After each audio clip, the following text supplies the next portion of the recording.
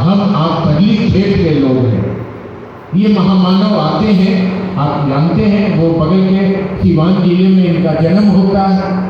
सन 1948 में, आज से 2 दिन के बाद दीपावली के दिन, कृष्ण पक्ष कार्तिक का महीना है और चतुर्दशी के दिन प्रातः 8:10 में रविवार के दिन मिट्टी के घर में अमलोरी गांव में इनका जन्म होता है।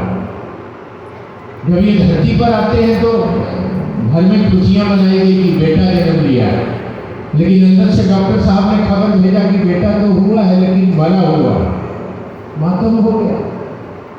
फिर उतने में आसमान से कुछ घटनाएं घटती हैं, लंबी कहानी है, इतना तो नहीं कहूँगा, लेकिन घटनाएं घटती हैं और एक किरण आती है और उस मरे हुए मृत बालक के शरीर में प्रवेश कर जाती है और बच्चा जिंदा हो जाता है।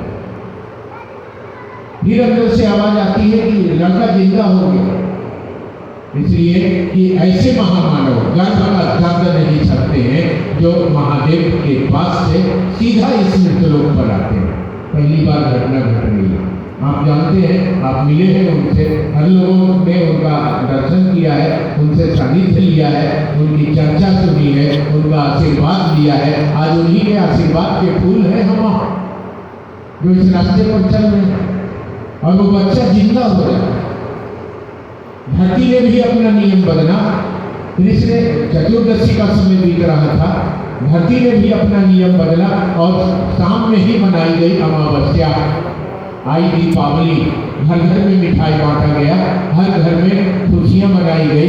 आ गए वो महामानव महादेव की बात को लेकर, जो शिव के बड़े ही अनन्य गण हैं, महादेव के एकदम करीब में रहने वाले, बगल में रहने वाले, ऐसे करीब के लोग शिव के कोई दूसरे नहीं है।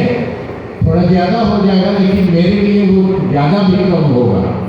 जो मैं जानता हूँ, जितना मैं देख सका हूँ, समझ सका हूँ उनको, तो वो जब जगत में आए तो जगत के लोगों को शिव से जोड़ना प्रारंभ किया। ये 3 सूत्र आए, 75, 84 और 86 महादेव ने दिया। ये शिव सूत्र कहे जाते हैं। मिला हमको आपको, चले हम आप इस रास्ते पर, पहली बार चले हम आप इस रास्ते पर, और इस रास्ते पर चलने के क्रम में हमारी कुछ आकांक्षाएं रही, हमारा कुछ महादेव से ये रहा है कि आप हमको ये दे दीजिए, वो दे दीजिए, वो दे दीजिए। अभी आपकी गुरु बंधुओं की अनुभूतियां सुन रहा था, बैठक है ये, चर्चा होता तो मैदान में किया जाता, बहुतों को रोका गया है, बहुतों को फोन किया गया है, बहुतों को ठहराया गया है, और तब निकल के कुछ लोग आए हैं। महादेव और सावती जी की दया है। तो हम अभी अनुभूतियां सुन रहे थे, अनुभूतियां लोग बता रहे हैं कि हमको ये हुआ, मेरा शरीर ठीक हो गया, मेरा बुखार ठीक हो गया, मुझको पैसा हो गया, मेरे पति आ गए, मेरा घर ठीक हो गया, मेरे परिवार अच्छे हो गए, ये वो ये वो ये वो। ये एक शिष्य की अनुभूति नहीं है। शिष्य की अनुभूति है कि वो शिव की ओर कितना दूर चला है। ये चीजें तो मुफ्त में मिलेगी आपको। वो कहते ना, अभी बाजार में जाइए, दीपावली का समय चल रहा है, 1 गेट बाई 1 फ्री, एक खरीदोगे तो दूसरा मुफ्त पाओगे, मुफ्त में मिलेगा। तो जब महादेव को गुरु बनाओगे तो ये चीजें मुफ्त में मिलती है। ये अनुभूत सत्य है हमारा, 1 2 नहीं, लाखों लोगों को मैं खड़ा कर सकता हूँ। ऐसी अनुभूत सत्य है कि डॉक्टर ने कैंसर के बीमारी में कह दिया कि 4 दिन के अंदर तुम मर जाओ, नहीं घर जाओ, आराम से रहो बाल बच्चों के बीच। और हमारी गुरु बहन थे, वो गुरु बहन, शिव शिष्या और महादेव का चेला, ये तीनों 3 कैटेगरी है, एक नहीं है। तो हमारी गुरु बहन है वो, और उस कैंसर के बीमारी में भी वो लौटी है। प्रतिदिन सैकड़ों घोषणा करती रही वो शुरू से।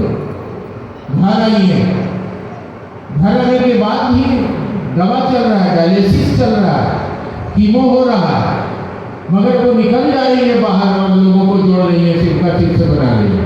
लोग कह रहे हैं कि पागल हो गई हो क्या, अब तुम मरोगी, अब तुम महादेव महादेव करो, याद करो उनको, तुम क्या घोषणा कर रही होगा, मरना तो है ही, कौन नहीं मरेगा, यहाँ जो आया है तो मरेगा।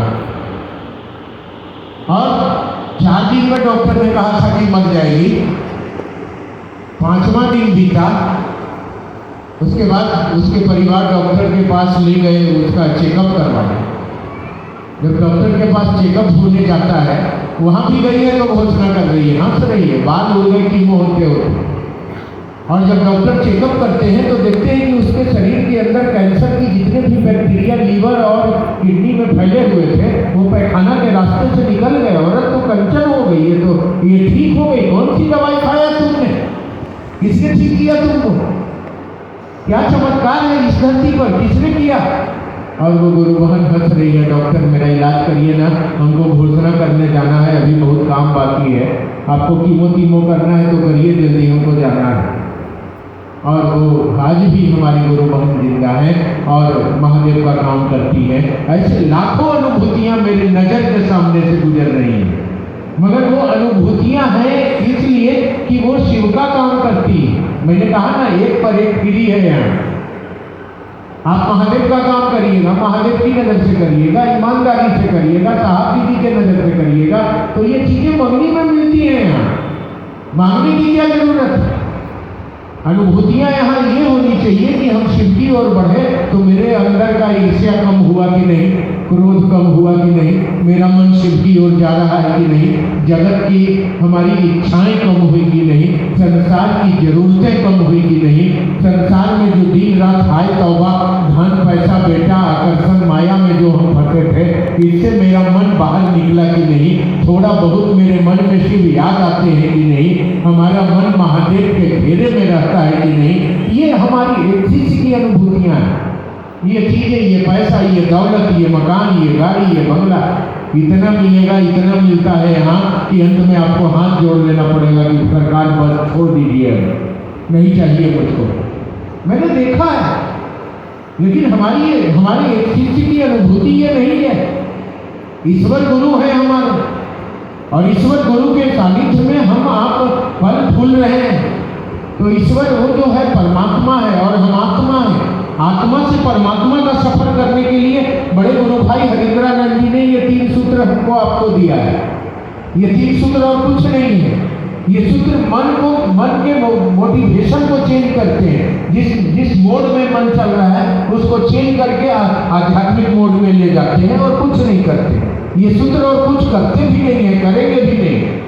ये सिर्फ मोडेड चेंज करते हैं। अभी जिस मोड में जगत है मन में, उस मोड को चेंज करके उसमें शिव को ला देंगे। यही इस सूत्र का काम है। मगर जिसको देखो दिन रात शिव चर्चा है, कभी वहाँ कभी यहाँ, कभी ये कभी वो, महादेव से दया मांगा जा रहा है तो धरती और पैसा और जगत के लिए महादेव को